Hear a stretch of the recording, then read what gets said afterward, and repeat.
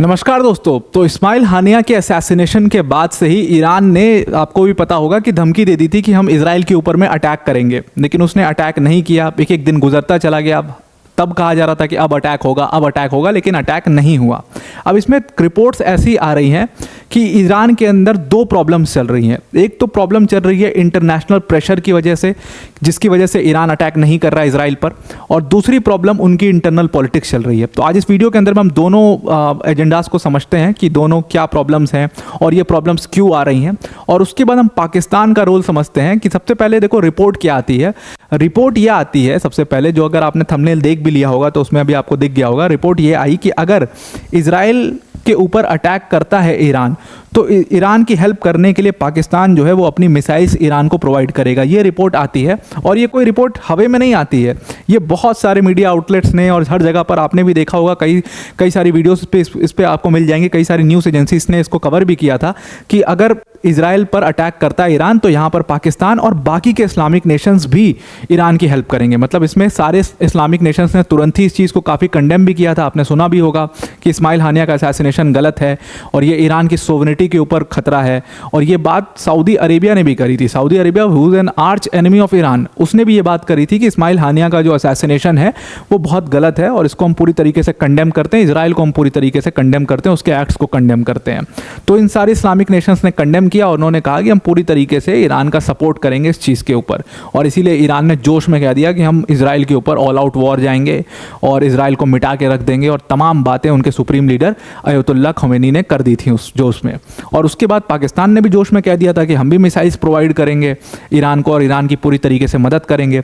अब हुआ क्या है, अब वही रिपोर्ट सामने आ रही है कि खुद ये जो फॉरेन मिनिस्ट्री की स्पोक्स पर्सन है, जिनका नाम है मुमताज़ ज़हरा बलोच, मुमताज़ ज़हरा बलोच कह रही हैं कि नहीं, हमने ऐसा कोई प्रॉमिस नहीं किया है, ना ही हमारा कोई भी प्लान है ऐसा कि हम ईरान को किसी भी तरीके की मिसाइल्स प्रोवाइड करेंगे या किसी भी तरीके का वेपन हम प्रोवाइड करेंगे।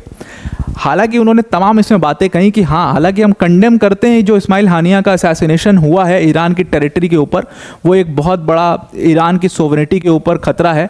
इसको हम इंटरनेशनलाइज करेंगे, इस पूरे मैटर को जगह जगह पर उठाएंगे, इस मामले को यूएन में मामला उठाया जाएगा, इजराइल के ऊपर काफ़ी सैंक्शंस लगाए जाएंगे। तमाम ऐसे बिजनेस वाली बातें तो मुमताज़ बलोच ने कर दी, लेकिन उन्होंने यहाँ पर ये नहीं बोला कि हम कोई भी तरीके का वेपन या हम किसी भी तरीके का मिसाइल ईरान को प्रोवाइड करने वाले हैं। उन्होंने साफ इस चीज़ से मना कर दिया कि हमारा ऐसा कोई भी प्लान है ही नहीं कि हम किसी भी तरीके का यहाँ पर मिसाइल उनको प्रोवाइड करेंगे।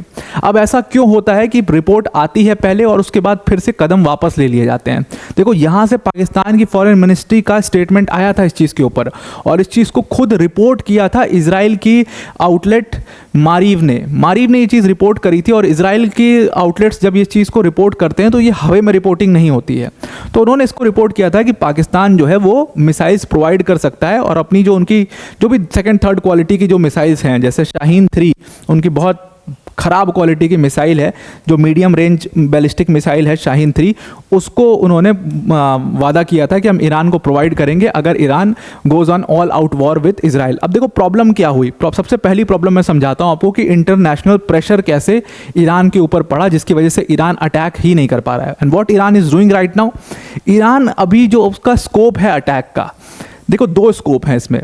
पहला स्कोप तो ये है कि आप ऑल आउट वॉर में जाओ इजराइल के साथ, और दूसरा स्कोप वही है जो टैक्टिकल वॉरफेयर आज के डेट में कहते हैं कि कुछ स्पेसेस को, जो मिलिट्री स्पेसेस हैं जो आउटर एरियाज़ में हैं, या जो जहाँ पर मोसाद के हाइडआउट्स आपको समझ में आते हैं कि मोसाद यहाँ पर प्रेजेंट हो सकते हैं, यहाँ पर एजेंट्स के ऊपर अटैक करना, इस तरीके से आप टैक्टिकल वॉरफेयर में जाओ इजराइल के साथ में।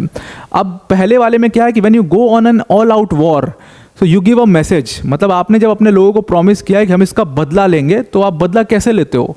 आप ऑल आउट वॉर में जाते हो, पूरी तरीके से अटैक करते हो और ख़त्म कर देते हो। जैसे फॉर एग्जांपल मैं आपको बताता हूँ, हमास ने 1200 इजरायली सिटीजन्स को मारा, एंड बेंजामिन नेतन्याहू ने सेम डे अपने सिटीजन्स से प्रॉमिस किया, I will wipe off Hamas from this Gaza.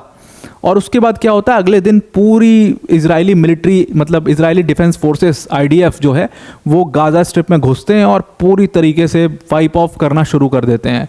जिस तरीके से हैवॉक उन्होंने मचाया है पिछले कुछ महीनों में, आपने भी हालात देखे होंगे, गाज़ा स्ट्रिप की तस्वीरें देखी होंगी, वेस्ट बैंक में भी अब शुरू हो चुका है, वहाँ की तस्वीरें देखी होंगी। पूरे शहर, मतलब पूरे शहर धाराशायी हो चुके हैं, पूरा एकदम आप समझ लो कि मलबे में पूरा शहर दब चुका है, ये हालात कर दिए। तो ये होता है एक मैसेज देना, it is an all out war.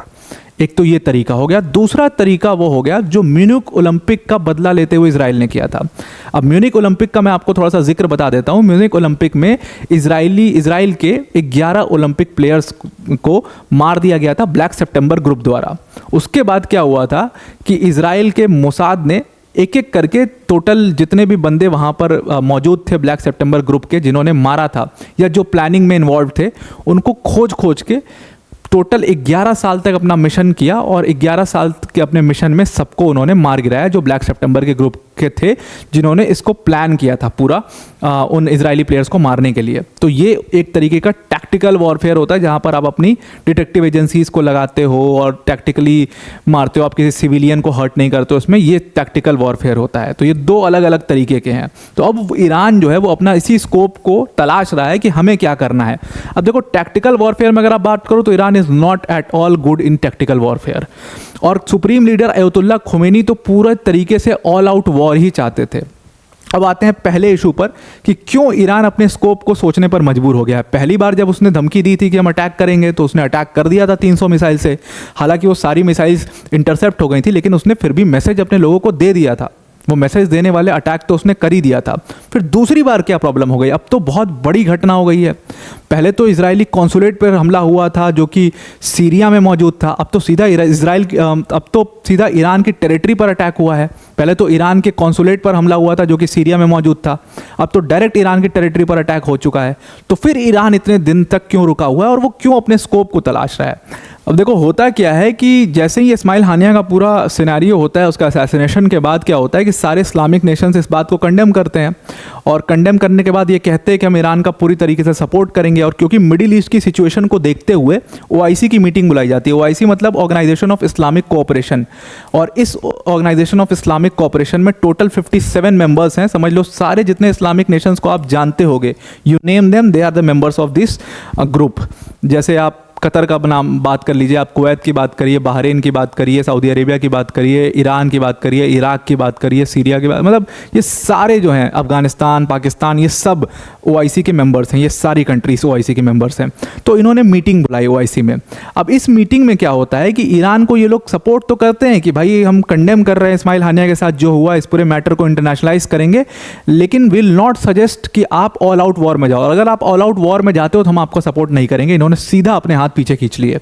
क्यों? अब आप इसका मतलब समझिएगा। OIC के जितने भी मोस्ट ऑफ दिस कंट्रीज, और ये पूरा डिसीजन जो है ये यूनानिमसली लिया गया था, जो भी OIC की मीटिंग में लिया गया, उन्होंने इस पूरे मैटर को, इस्माइल हानिया के असैसिनेशन को यूनानिमसली कंडेम किया। सारे नेशंस ने कंडेम किया। कोई दूसरा पर्सपेक्टिव नहीं रखता है, इंक्लूडिंग कतर, इंक्लूडिंग इजिप्ट, जो कि सीज फायर में इजराइल को मना रहे हैं कि भाई सीज फायर में आके बैठो और सीज फायर साइन करके इस पूरे मामले को खत्म कराओ। इजिप्ट और कतर भी कंडेम कर रहे हैं यहाँ पर इजराइल के एक्ट को, इंक्लूडिंग सऊदी अरेबिया, वो भी इजराइल के एक्ट को कंडेम कर रहा है। तो यहाँ पर ईरान के साथ जो कहते हैं कि ईरान के दुश्मन कंट्रीज़ हैं, जैसे कि जो मिडिल ईस्ट में ईरान के आर्च राइवल हैं, सऊदी अरेबिया जैसी कंट्रीज़, वो भी यहाँ पर ईरान के साथ खड़ी हैं। लेकिन वो सिर्फ सांत्वना देने के लिए ईरान के साथ में खड़ी हैं। क्यों? क्योंकि उन्होंने सीधा ईरान को यहाँ पर मना कर दिया कि आप ऑल आउट वॉर में मत जाओ, इसके लिए हम आपको बिल्कुल भी सजेस्ट नहीं करेंगे। क्यों नहीं करेंगे? बिकॉज OIC में most of these countries, Saudi Arabia, Kuwait, आप यूनाइटेड अरब एमिरेट्स, ये सारी जो कंट्रीज़ हैं, most of this countries, Qatar, ये सारी बिजनेस कंट्रीज़ हैं। They are not military powers, they are business powers. और most oil and gas companies हैं, और यहाँ पर जितना ऑयल की जितनी माइनिंग हो रही है, गैस का जितना काम हो रहा है, वो कौन कर रही हैं? वो कौन सी कंपनीज़ हैं जो ये काम कर रही हैं? Most of these companies are European companies that are working in this countries. अब अगर ईरान ऑल आउट वॉर में जाता है इसराइल के साथ, तो मिडिल ईस्ट का पूरा रीजन जो है वो डिस्टर्ब होगा, इन कंपनीज़ को काम करने में प्रॉब्लम होगी, वर्कर्स आने में हिचकेंगे मिडिल ईस्ट में, तमाम प्रॉब्लम्स होंगी जो इन कंट्रीज़ को झेलनी पड़ेंगी। और इनको ये बात पता है, ये ऑलरेडी ये प्रॉब्लम्स को झेल चुके हैं बहुत बार ईरान की वजह से, और इसीलिए इन्होंने भाई हाथ जोड़ लिए कि भाई ईरान आप ऑल आउट वॉर में मत जाओ, बल्कि आप स्पेसिफिक जो मोसाद के टारगेट्स हैं, उनको टारगेट कर सकते हो, या इजरायली मिलिट्री के जो टारगेट हैं, जो स्पेसेस हैं, वहाँ पर आप अटैक कर सकते हो, लेकिन आप डायरेक्ट अटैक तो बिल्कुल भी मत करो। यहाँ तक कि जॉर्डन ने भी सीधा सीधा मना कर दिया। जॉर्डन के जो फॉरेन मिनिस्टर हैं एमन सफादी, वो 2 बार मिले हैं ईरान के फॉरेन मिनिस्टर से, अली बघेरी से, और 2 बार मिलने के बाद उन्होंने साफ साफ कहा है कि भाई देखिए, जॉर्डेनियन एयर स्पेस को ना हम ईरान को यूज़ करने देंगे, ना हम इजराइल को यूज़ करने देंगे। अगर हमारे एयर स्पेस के ऊपर से किसी भी तरीके का कोई ड्रोन, मिसाइल, रॉकेट्स कुछ भी जाता है, उसको हम शूट डाउन करेंगे। साफ बात है ये, हम किसी को भी जॉर्डेनियन एयर स्पेस को यूज़ नहीं करने देंगे। तो साफ साफ यहाँ पर ये सारी Islamic countries, 57 member countries OIC की, सबसे पहले ये सब सपोर्ट कर रही थी ईरान को, कंडेम कर रही थी इस्माइल हानिया के असैसिनेशन को, लेकिन ये किसी भी तरीके का वायलेंस मिडिल ईस्ट में बिल्कुल भी नहीं चाहते हैं, और इसीलिए ईरान के ऊपर ज़बरदस्त इंटरनेशनल प्रेशर है, even including Iraq and Syria and all these countries also, जहाँ पर ईरान ने काफ़ी काम किया है, जहाँ पर IRGC ने काफ़ी काम किया कई सालों से। ये कंट्री भी ऑफिशियली नहीं चाहती हैं कि किसी भी इस प्रकार की कोई भी एक्टिविटी मिडिल ईस्ट के अंदर में हो जहां पर ईरान जो है वो इजराइल के ऊपर अटैक करे। Iraq is a member of OIC, Iraq भी बिल्कुल नहीं चाहता है कि ऐसा कोई भी अटैक ईरान करे आगे चल करके। तो ये सारी चीज़ों की वजह से ईरान के ऊपर ज़बरदस्त इंटरनेशनल प्रेशर है, और इसी वजह से ईरान अटैक करने में थोड़ा सा हिचक रहा है। ये तो इंटरनेशनल प्रेशर हो गया। हालांकि इंटरनेशनल प्रेशर का आपको भी पता होगा, ईरान को बहुत इम्पैक्ट नहीं पड़ता है। दूसरा, ऐसे आर्टिकल्स आपने देखे होंगे कि इस इंटरनेशनल प्रेशर के अलावा डोमेस्टिक प्रेशर भी ज़बरदस्त है ईरान के पास। डोमेस्टिक प्रेशर किस प्रकार का है? अब देखिए, अब ईरान में सिर्फ और सिर्फ एक पूरी एक्सट्रीमिस्ट की लॉबी नहीं रह गई है। जैसे अयतुल्ला खोमेनी तो तुरंत चाहते थे कि हम ऑल आउट वॉर में चले जाएं, लेकिन वो एक्सट्रीमिस्ट लॉबी जो है वो उनकी थोड़ी सी कमज़ोर पड़ गई है जब से वहाँ पर पेशकियान जीत करके आ गए हैं। और पेशकियान जब से वहाँ के प्रेसिडेंट बने हैं, तब से वहाँ की जो मॉडरेट लॉबी है वो भी थोड़ी सी स्ट्रांग हो गई है। और वो मॉडरेट लॉबी जो है ईरान की, वो बिल्कुल भी ऐसा नहीं चाहती कि ये लोग ऑल आउट वॉर में जाएं। इससे सिर्फ और सिर्फ ईरान का नुकसान होगा, उनको बहुत अच्छे से पता है, और इसी वजह से ये खींचातानी चल रही है मॉडरेट और एक्सट्रीमिस्ट के बीच में ईरान में, और इसीलिए एक एक करके दिन गुजरते जा रहे हैं, और ईरान जो है वो अब अपने स्कोप तलाशने लगा है कि हमें कौन सा अटैक करना है। क्योंकि अगर हम ऑल आउट वॉर के लिए जाते हैं तो हमारी इकनॉमी की हालत ख़राब हो जाएगी, हमारे लोग जो है वो सफ़र करेंगे, अल्टीमेटली इंटरनेशनल प्रेशर होगा ज़बरदस्त, सैंक्शंस लगेंगे ज़बरदस्त, और उसका रिपरकेशन ईरान को शायद अगले 10 सालों तक झेलना पड़े, जो कि वो पिछले कुछ अपने एक्ट्स की वजह से आज तक झेल रहा है। तो इसीलिए ये अपना कोई भी कदम उठाने से पहले ईरान उस चीज़ को, अपने स्कोप को तलाश रहा है, और इसीलिए आपको रोज़ एक दिन का जो गुजरते जा रहे हैं, और ये डिले जो है इजराइल के ऊपर में, देखो ये अटैक होना है ये इजराइल को भी पता है, लेकिन वो अटैक का जो कितना बड़ा अटैक होगा ये समझना पड़ेगा आपको इन सारी सिनेरियोज़ को देखते हुए। तो ईरान के ऊपर अभी इंटरनल और एक्सटर्नल दोनों तरफ से बहुत ज़बरदस्त प्रेशर है, और इसीलिए ईरान किसी भी तरीके का कोई अटैक नहीं कर रहा है। तो आई होप आपको ये पूरा आर्टिकल समझ में आ गया होगा। अब वीडियो को एंड करने से पहले अनअकैडमी टीम की तरफ से एक बहुत बड़ी अनाउंसमेंट है। देखिए, 15 अगस्त आने वाला है, और अनअकैडमी ने 15 अगस्त को ध्यान में रखते हुए अपने स्टूडेंट्स के लिए, जो भी UPSC CSC की सब्सक्रिप्शन लेना चाहते हैं, जो UPSC CSC की प्रिपरेशन करना चाहते हैं, उनके लिए बहुत बड़ा ऑफर लाया है। जो हमारा UPSC CSC का सब्सक्रिप्शन है, जिसकी प्राइस 29,999 हुआ करता था, उसमें बिगेस्ट एवर प्राइस ड्रॉप करके अनअकैडमी ने उस प्राइस को सिर्फ और सिर्फ 1250 रुपये पर मंथ कर दिया है। मतलब इस कोर्स फीस में आपको अनअकैडमी के इंडिया के टॉप फैकल्टीज़ जैसे मृणाल सर, प्रतीक सर, सुदर्शन सर जैसी फैकल्टीज़ पढ़ाएंगी, प्लस आपके पास सारे बैचेस मौजूद होंगे, चाहे वो इंग्लिश मीडियम का बैच हुआ, चाहे वो इंग्लिश मीडियम का बैच हुआ, चाहे वो हिंदी मीडियम का बैच है, ये सारे बैचेस आपके पास प्रोवाइडेड होंगे। उसके साथ साथ इन बैचेस में आपको 1-to-1 मेंटोरशिप मिलेगी। आप जितने मेंस के आंसर्स उनके इवैल्यूएशन भी होंगे, और अगर आपको कोई डाउट आता है उसके लिए स्पेसिफिक डाउट सेशंस भी रखे जाएंगे। ये सारी चीज़ें आपको सिर्फ 1250 रुपये पर मंथ में मिलेगी, और ये ऑफ़र सिर्फ 15 अगस्त तक ही लागू है। तो उससे पहले ही आप इसको अवेल कर लीजिए जब तक ये ऑफ़र ख़त्म हो। अगर आप इस डिस्काउंटेड प्राइस पर इसको हमारे UPSC CSC के सब्सक्रिप्शन को अवेल करना चाहते हैं, तो डिस्क्रिप्शन में हमने एक लिंक दिया, उस लिंक पर क्लिक करना, और जहाँ पर यूज़ कोड का ऑप्शन आएगा वहाँ पर आप APYT10 यूज़ करना, तो आपको ये कोर्स जो है वो इस डिस्काउंटेड प्राइस में अवेल हो जाएगा। तो आई होप आपको ये पूरा आर्टिकल समझ में आ गया होगा। आज के लिए इतना ही। Thank you and have a nice day.